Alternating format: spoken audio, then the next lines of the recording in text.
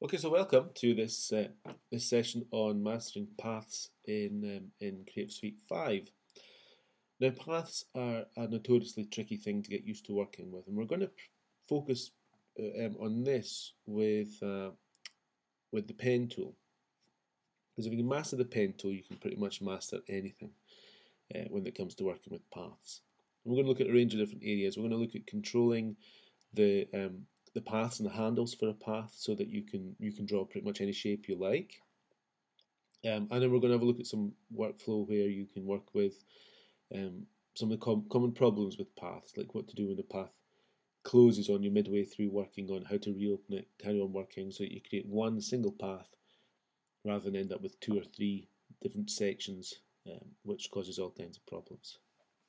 So I'm going to start off with by having a look at the pen tool and really trying to master some of the controls with the pen tool. Just give you some strategies to make your life that little bit easier, hopefully.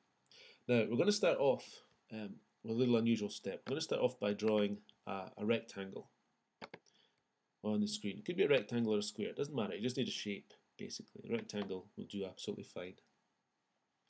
Now, with the shape selected, like this, I'm going to go up to the menus at the top here, and I'm going to go into the Object menu, and in there you'll see that there's a section called Path, and in amongst here there's the option called Split into Grid. Now if I click on this, it then comes up with a little box asking me how many rows and columns, etc. do I want. And if I hit Preview, it'll give me an idea of what this actually looks like.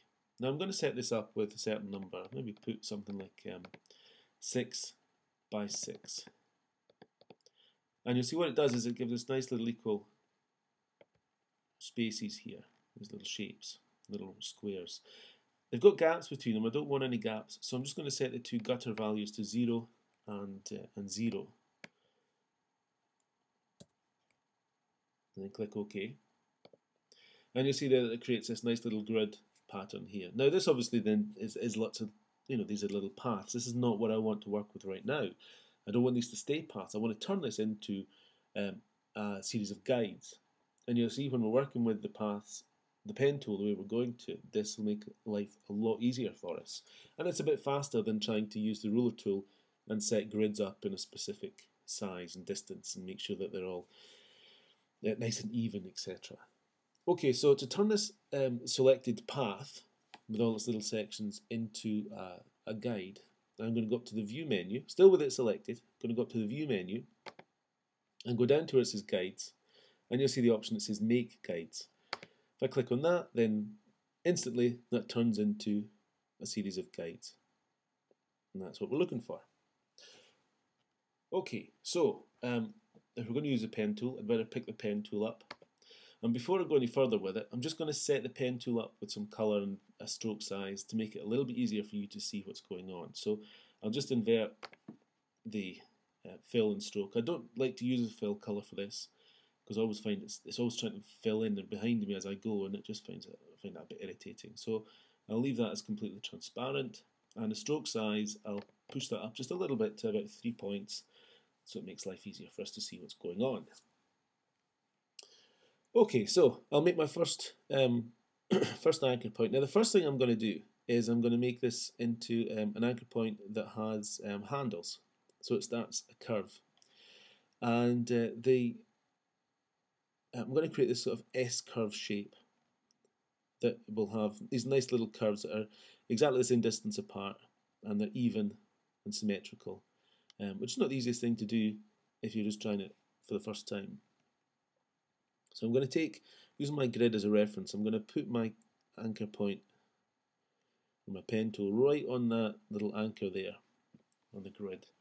And I'm going to click and drag with the pen tool to create these handles. You see they're there, getting these little Bezier handles appear. Now I'm going to drag them all the way down until it meets the next guide. See there, it gives me a nice place to work with.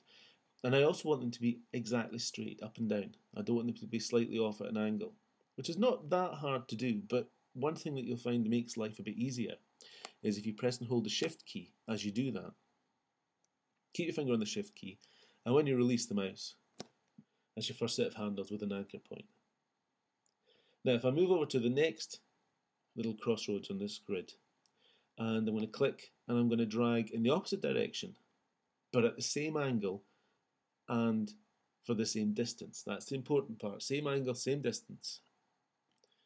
And again, I can hold shift to make sure that that stays nice and round. Got the next one. Again, I've got my finger on shift and I click and I drag down. Same distance. And I can go on all day. I won't, but I could go on all day making these nice little curves that are exactly the size and shape and symmetry of the previous curve and the one before, and so on and so forth. So that makes life nice and straightforward. Now the whole principle there is, as I say, that the angle of the curve, of the handle, and the distance I've travelled with the handle was the same, and that's how I got that uniformity.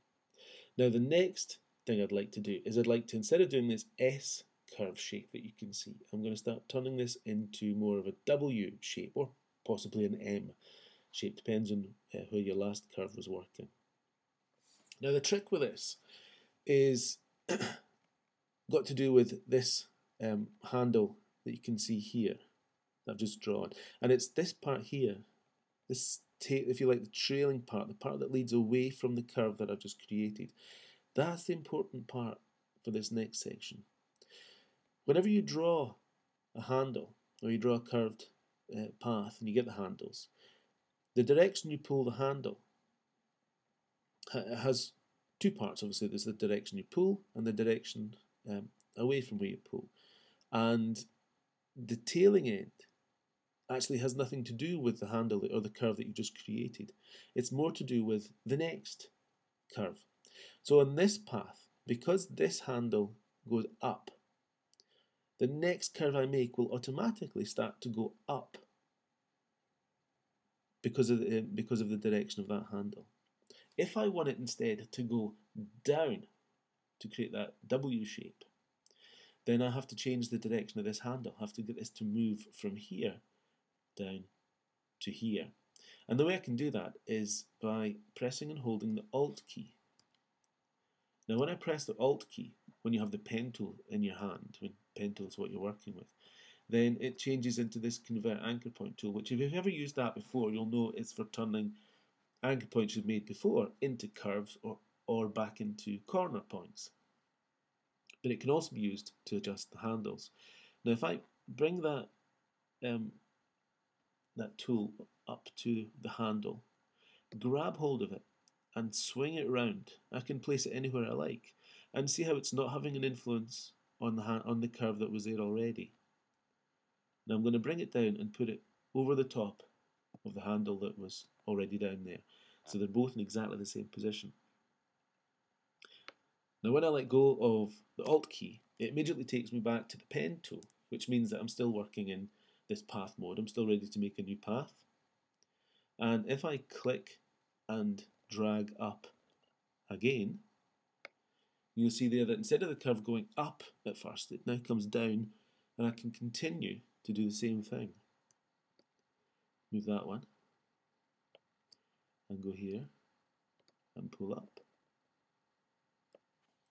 and you get that completely different effect. Now I'm not saying that's the shape you need to create, but the point is that that allows you to do whatever it is you want to do with the curve that you're working on.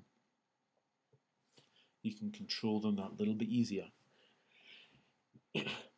Now for the next little trick, we're going to start to get this curve to turn round the corner.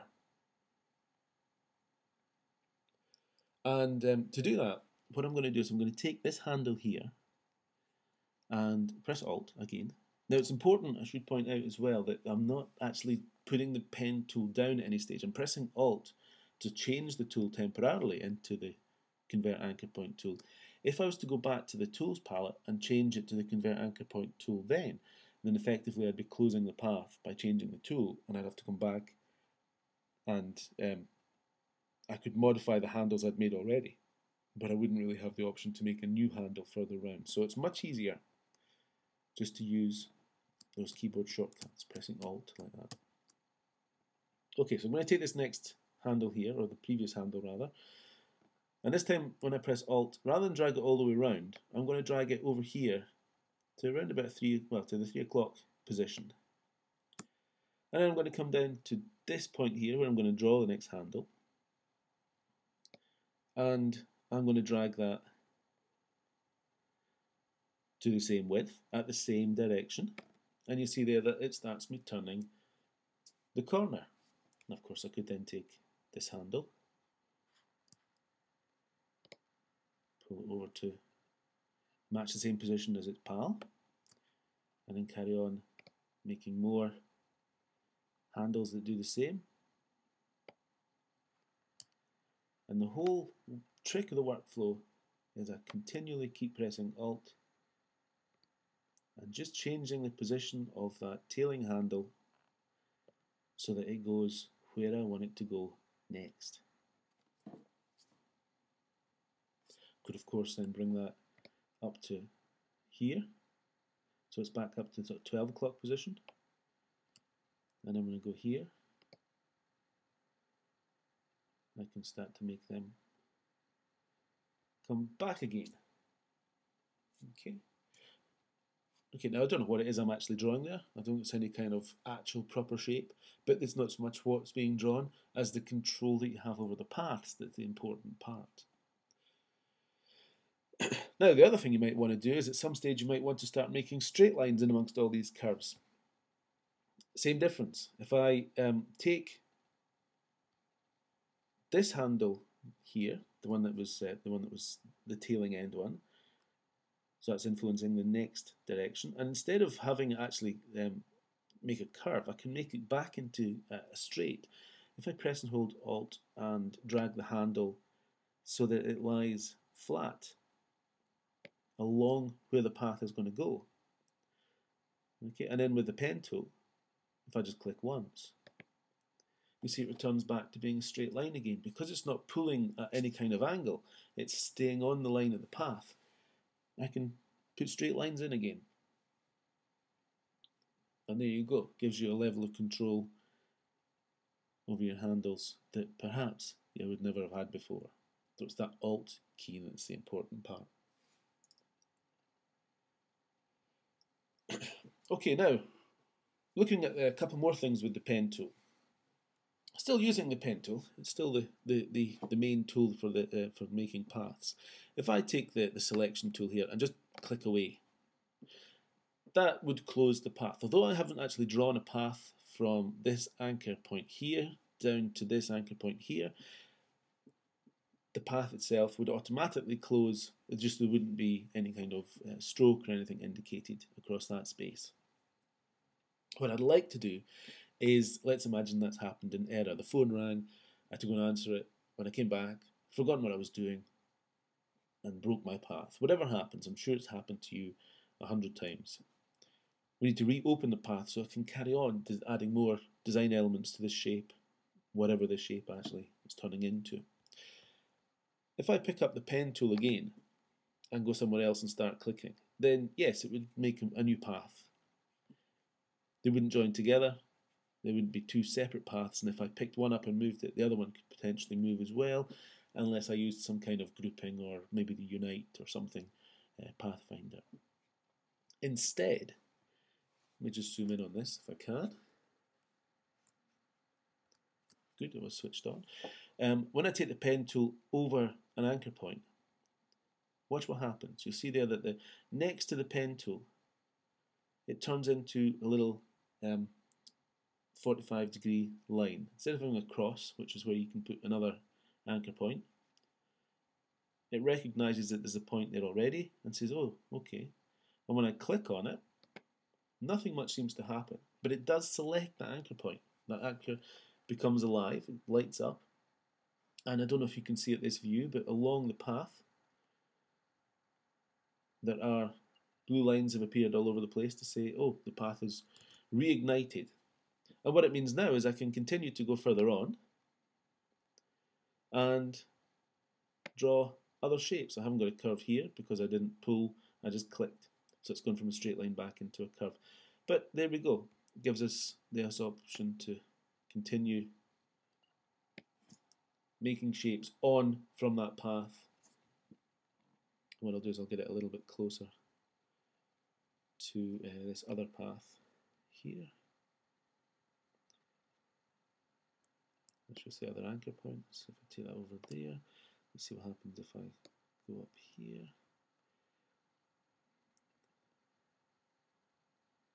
Just adding some interesting elements so I can get close up to the end there. So there we go, a little bit more abstract down at the bottom.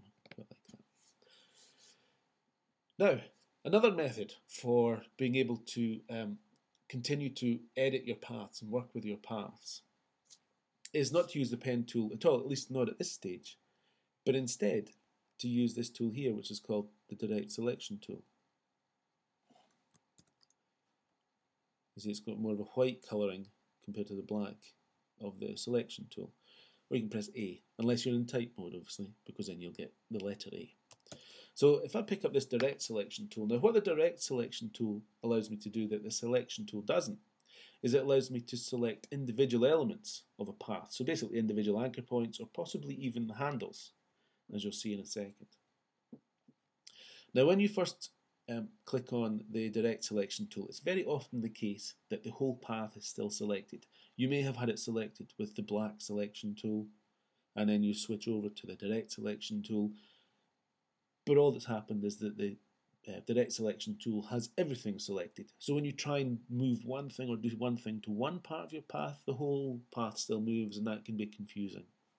So what I always say to people to do is just make sure you don't have hold of anything by taking the Direct Selection tool and just clicking somewhere where there's nothing to be clicked. And if there was anything picked up, that's it now, put down basically. Now I'm just going to zoom in again so that this makes a little bit more sense, or certainly easier to see. Now here I have an anchor point at the start of this path I began to draw, and an anchor point at the end of the path that I've just drawn. What I'd like to do, see how they both come to life with the Direct Selection tool? Makes them visible. If I select one of these anchor points, it's very hard to see at this sort of colour range and size, but it turns blue. All the other anchor points are still white with a blue box round about them, almost like a white fill and a blue path or a blue stroke. But the one that's selected remains blue. Now if I then go down to the other anchor point, and if I press and hold Shift and I click on that anchor point as well, I'm able to select both anchor points at the same time.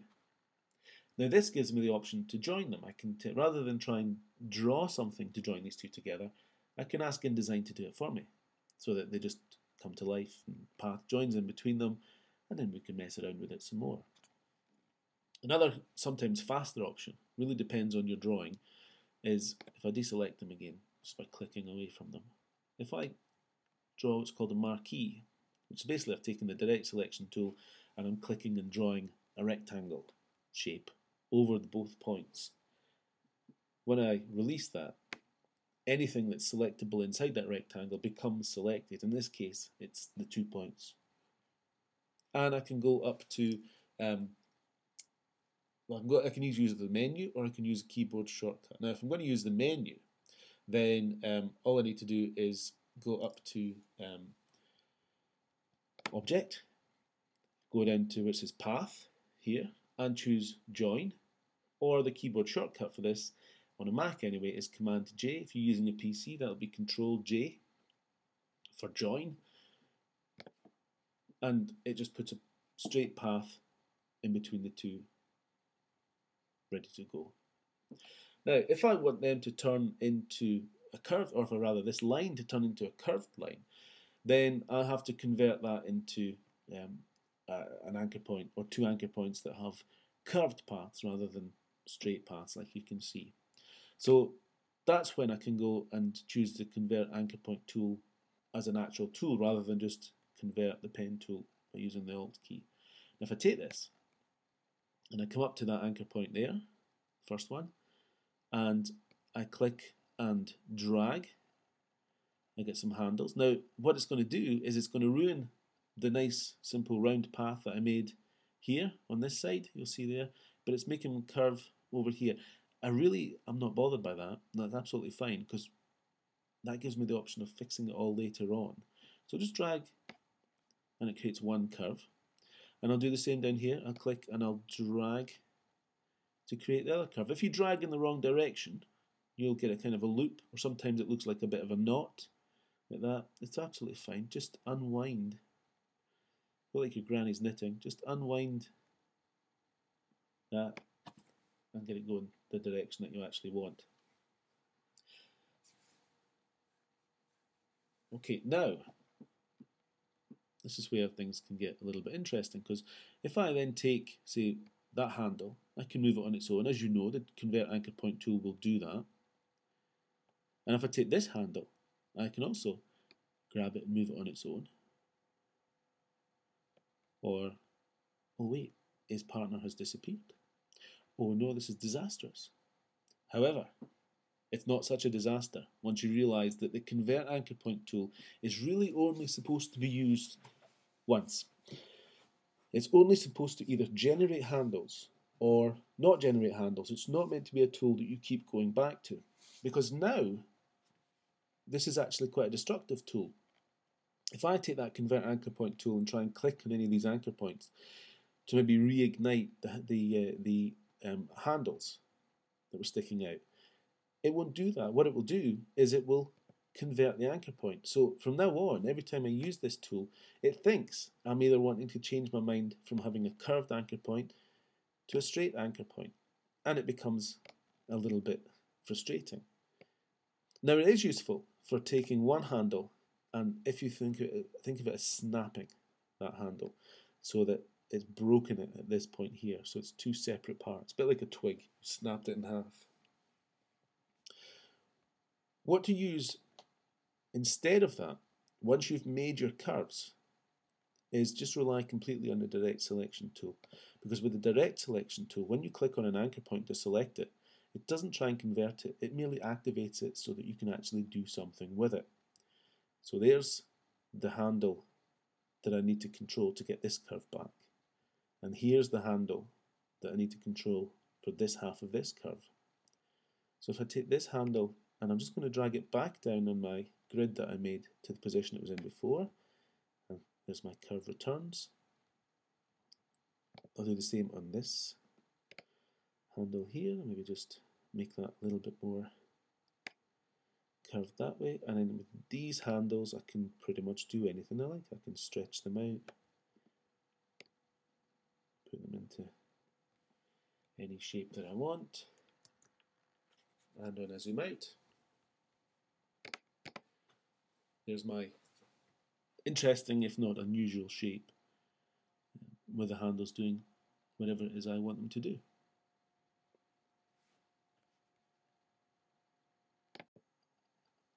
Okay, so continuing our theme of working with paths in Creative Suite 5, this time we're moving over to InDesign, and we're going to have a look at something we can do with paths in InDesign. Again, that's just a little bit different, and it lets you move away from this idea of always having rectangular images, which is a bit of a bugbear of mine, that people often just put rectangular images in because that's the shape of the image, rather than putting in the parts of the image that are actually interesting and maybe making it part of the design of the page. Now here you can see I've already placed a photograph of this building onto just an A4 piece of paper or an A4 document in InDesign, and it's got a rectangular shape. You can see that there's this grey sky, and there's a little bit of a street down at the bottom, some cars, some trees, the odd sign, and there's this old brick building with some interesting roof attachments on there as well. What I'm interested in really here is the actual building, and maybe some of the elements down at the bottom on the right hand side, maybe like the pavement, the curb, but not the street, not the cars, not the trees in the background, and definitely not the grey sky. So, little trick for you. When you're working in InDesign and you've placed a picture, obviously when you click on the picture you've got the bounding box that goes around the picture, and if I was to take the direct selection tool and click on the photograph, it gives me the bounding box of the actual picture itself inside there that's been placed. That's all well and good for scaling and positioning and things like that, but neither of them will give you this idea of cropping. the image down to the part that you actually want. There is, however, a trick that allows you to bring up the clipping path that comes with the box that's holding on to the photograph. There is a clipping path around the photo. It's just at the moment in InDesign by default, it's exactly the same size as the actual photograph itself. However, if you take the ordinary selection tool, your black selection tool, and you have the photograph selected, so you can see the bounding box anchor points and the yellow corner options tool. Without doing anything else, just swap the tool from the selection tool to the direct selection tool. And notice how that has now changed. I can still see a blue line around the outside of the box, but it's not the placeholder for that photograph anymore. Nor is it the brown edge of the actual photograph itself. Instead, I'm seeing 4 anchor points. I'll scroll down a little bit so you can see that. 4 anchor points, one at each corner, and these little blue paths in between them. This is the clipping mask for the photograph. Now at the moment, because I've switched to the direct selection tool from having the photograph selected, all 4 anchor points are active at the same time. You see they're all blue. If I was to click away just for a second over here, where there's nothing to select, and then go back and hover over those anchor points, you'll see that the direct selection tool can still see them, and by clicking it'll reactivate just one. Now if I pick that point up and move it, I'm able to change the shape of the box that holds on to the photograph. And I can do that from each point, pick each point up and just place them where I'd like them to be. Another one there, I'll pull it down. Now I'm not sure what to do with this roof section. I think at the moment I'll probably just say, let's see if we can't get rid of it. And there we go. Completely different shape for the photograph. If I switch back to my selection tool, the bounding box, when I click on the photograph, is still the same. It goes in a rectangular shape. It's smaller right enough, but it's still the same. And if I click on the direct selection tool and go back and click on the photograph, the brown bounding box for the original photograph is again still the same because the photograph itself hasn't been affected. It's just the clipping path inside the placeholder that's been affected. Now, I'm not quite finished editing the shape of that yet because it's not really doing what I want it to do yet. It's interesting, but it could be better. So I'll go back to my selection tool, click on the bounding box again to bring that up, and then switch again to the direct selection tool so that I can then see that blue path with its 4 anchor points. Now, in order to get a more detailed line around about this building, it's going to need more anchor points, and that's where the pen tool comes in. If I take, not the pen tool, but the add anchor point tool, which is the next one down in the pen tool category, and I bring that over to this blue path, and anywhere I can see that I need a couple more anchor points here and there, I'll just bring that tool, hover it over that blue path, and get the position of it just right. I'm not sure.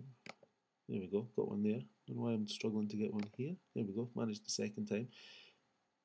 And I'll just put a few anchor points in there, and it's going to be a bit busier down here, so I think I'll put a couple down here to let me get round that curb, and maybe I could do one up on the roof here. We'll see. I can always add more if necessary.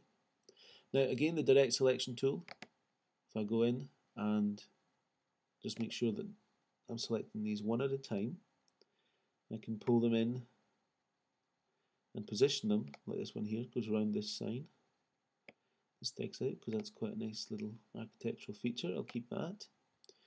The roof, I noticed there's a little bit of a kick in the roof there that could be quite interesting to keep. And then down here, where I made these other ones, I can pull that into the curb, bring that one in tight to the curb as well, and just try and bring in that a little bit closer to the shape of the curb. Now again, if I still feel I don't have quite enough, then I can go back and I can keep adding more anchor points using that add anchor point tool. There's one should go in about there, and I think one should go in about there. And with the direct selection tool, I can keep coming back to them, picking them up as individuals, and just manipulating them. And the nice thing about it is it does show you that little ghost preview of the photograph, so you do get an idea of where you're looking for, what you're looking to do, and that makes a completely different shape around about the photo. I haven't actually changed the photo at all. I didn't have to go into Photoshop and make a mask or any such thing. It's still a rectangular photo. It's just I've changed the bounding box, the clipping path inside the bounding box, to make that into something a little bit more interesting. If I just zoom out a little bit so I can see the whole page, and if I add a text box in now, maybe just across that entire margin, like so, and just to see what it looks like, I'll fill that with placeholder text. So up to the type menu, fill with placeholder text, then it goes. Now obviously I can't read the text where the building is, so I'll just go back to my selection tool, click on the building. Notice I can click on it where it hits the edge of the page. And really I should have some bleed there, but it's just a practice, so I'll forgive myself that one. And go to the text wrap menu, which if you don't have that on, go up to window, there's text wrap there, just switch it on. Now it never comes open docked, it always floats around here. So I like to dock mine over here in the group. Now I'm just going to choose this third option, not wrap around the bounding blocks, because obviously that's still rectangular, but the third option, wrap around the object shape, and it sees the clipping path and says okay, go around that, and I'll maybe just give it a little bit of padding just to tidy that up a little bit. Press W to see what that looks like as a print, and there you go, completely different setup. Might actually look nice with a couple of columns. Yeah, there you go. That's a much more interesting way of presenting that photograph with the text rather than working with rectangles. So again, that's the paths, and make a lot more sense to use. The other thing you can do, of course, if you're remembering back what we did with our Illustrator section, is that when you have these points active, I did have them active there, I've just switched them off for some reason,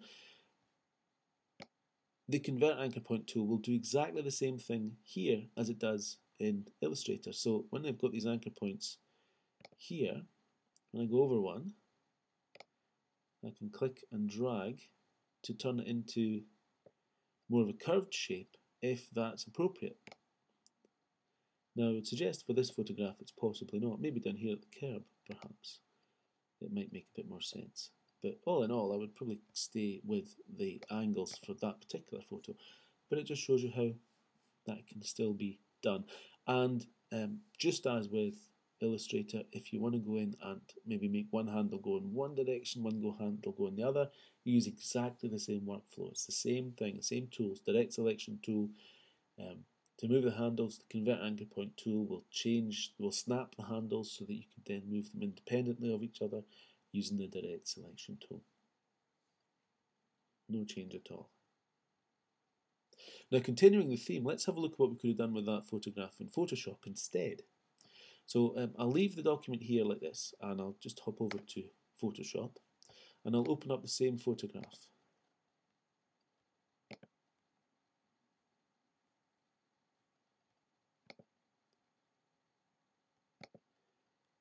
There it is, to find it.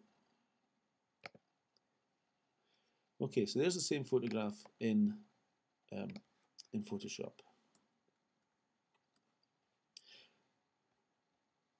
Now normally, if you were looking to make something transparent in Photoshop, you would immediately think mask. But one of the problems with masks, especially if you're using InDesign, is that masks are, well, for one thing, they're not destructive because they can be removed. They're non-destructive, but they do change the photograph for any use. So every time you go to the Photoshop and you want to use this photograph, if it's got a mask, then that mask will be there, and if you print it, you'll have no sky, etc. Now, it might be, because this is quite a nice picture, that you need this picture for something else, and you don't need it with a mask. You want to have the sky and the cars and the street and everything else, in which case you would remove the mask.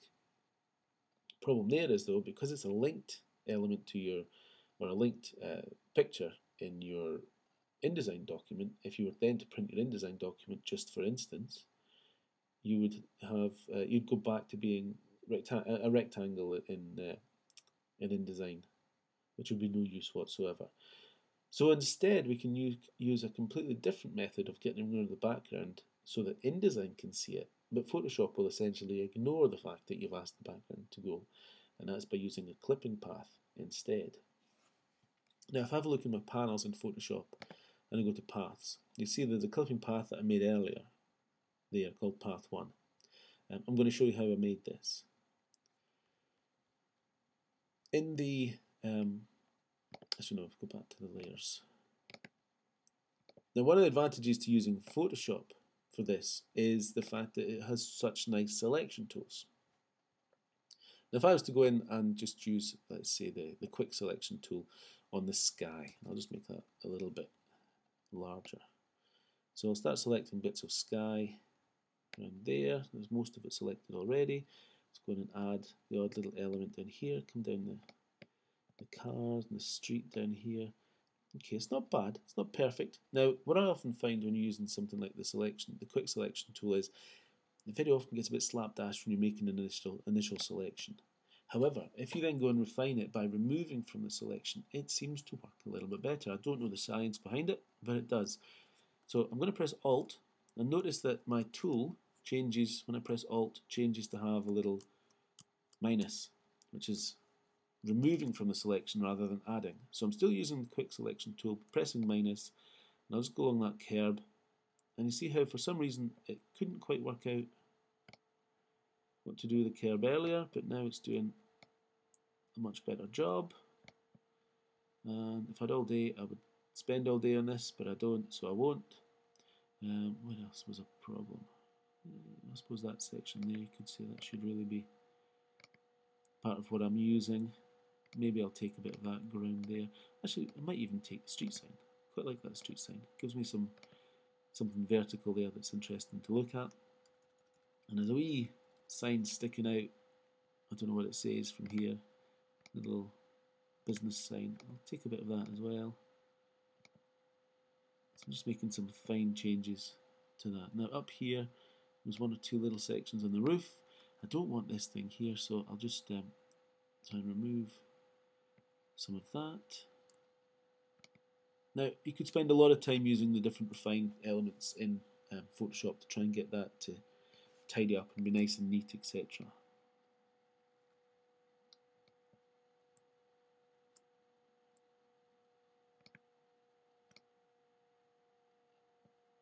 And I've already spent more time on it than I meant to, just trying to get that. But you know what it's like when you're in Photoshop, you do tend to start getting a bit too pernickety. So it's made a selection. Of course, the selection is of the sky, which is not what I want. I want the rest. I want everything but the sky and the ground, etc. So the first thing to do is go up to select and inverse that selection so that it's the building that becomes the thing that's selected. Now, if I go to the Paths panel, now in Photoshop, but it does use paths, not extensively, and in most cases when you use anything that involves a path, at some stage that will need to be rasterized into a bitmap image of some description. However, it does hold paths and is happy to keep them. And when you have them, other applications such as InDesign recognize them instantly. So in the Paths panel, what I'm going to do is I'm going to take the selection I've made and actually convert it into a path. So rather than using the pen tool to go around and make all these different shapes, which as you can see is very doable, as we've looked before, but takes a little bit longer. Instead, you can use Photoshop's really intelligent selection tools and use that to make a path instead. Now the trick is to use this little button here, which allows you to make a thing called a working path from your selection. When I click on it, this thing called a work path appears, and you can see there, if you look at the general outline of the path, it's the selection that I just made. Now, a work path only works in Photoshop. It's not something that InDesign will recognize. So we'll have to convert it into something InDesign is happy with. And all you have to do there is double click on it, on its name, and give it a name, path 2. Let's call it building close, so we know it's a close cut of the building. There we go, building close. Simple as that. Now, it hasn't done anything at all to the Photoshop image. You might notice that when I have it selected, there's a very faint outline of a path around about the building, but it hasn't done anything to actually get rid of any of those elements of the photograph. Path 1 right now is set as a clipping path. The reason I know this is that the text is outline. I'm going to change that so that the building close becomes the clipping path. And I can do that by going into the flyout menu in the Paths panel up here, and in there I just choose clipping path. And then Photoshop asks me which of the two paths do I want to use as a clipping path. I'll choose building close and then click OK. Now all I have to do is save the document. So I'm just gonna save it over top of itself. And notice it's a JPEG. If I had masked this, I'd have to save it as something that could contain that mask, something that would have the transparency. So a PNG or a Targa or a TIFF or a GIF, or even possibly a Photoshop file, which would then all of which would have bulked up the size because it had that transparency. With this, it's staying a JPEG. And the only extra information that's on there is the small amount of information that is contained inside that path, which is really just some anchor points and the lines between them. So not a great deal at all. So I'll save it as that JPEG. And then if I come back into InDesign, and I'm just going to get a new document inside InDesign. Let's take an ordinary print document, and I'll bring up the Place menu, and I'll choose that same stone wall.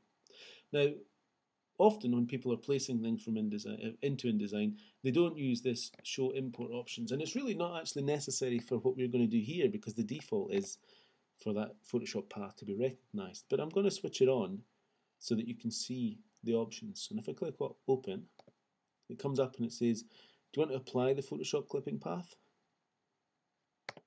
And if I say yes, you'll see there that it takes on a completely different shape. When I click OK and pop the image in, there is the Photoshop path that we just created going round about our building. And again, if I take my text tool like I did earlier, and I just draw a text box over that, and I'll fill it with placeholder text. It goes over, and we'll go back to that text strap we were talking about, and I'll go round the shape. And this time, if you look inside, so I've chosen the third option again, the wraparound object shape.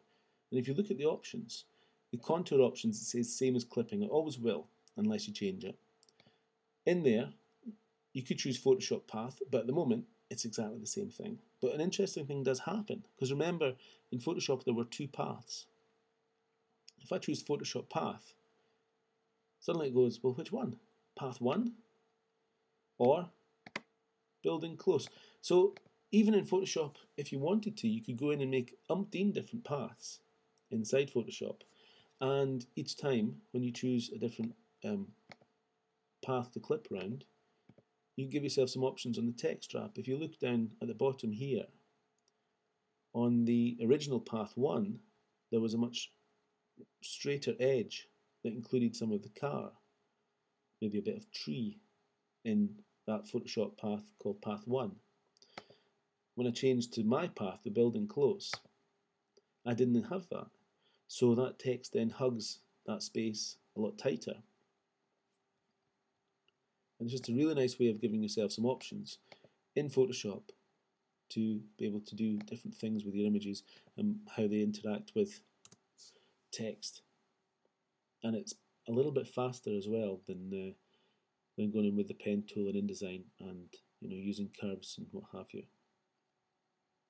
Now, if you look back at the first exercise that I did there, the making curves, what I've done is I've created a little sheet of almost like little cards that if you want to download them, you can use them as a guide. So if you're ever sitting with a loose end looking to do something with the paths, it gives you good experience, good practice in making shapes.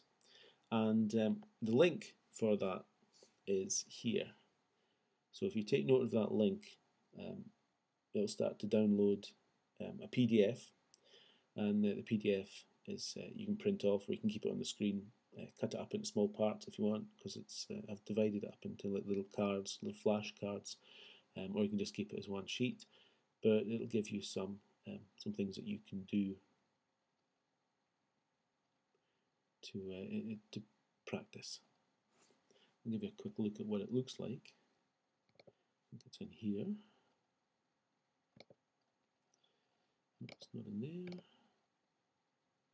No, it's in there, but not as a PDF. I'd have to find my PDF. Oh, here it is. Here it is. Here on my desktop. There.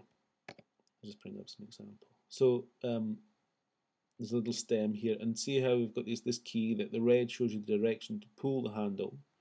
So that one first, and then that one, and then the yellow indicates where to move handles to by holding Alt, and then the little rectangle, the square here, is the anchor points where to actually click. So there's a more complex leaf there, so petal shape here. If you really want to challenge yourself, there's a pear with a bite taken out of it. You can always have a go at that one. And just to get a little reminder of what using the Alt button does, or the Alt key does, rather than relying on the handles, where every curve has to go in the opposite direction of the previous curve because of that handle that's trailing. Okay, so thank you very much for listening.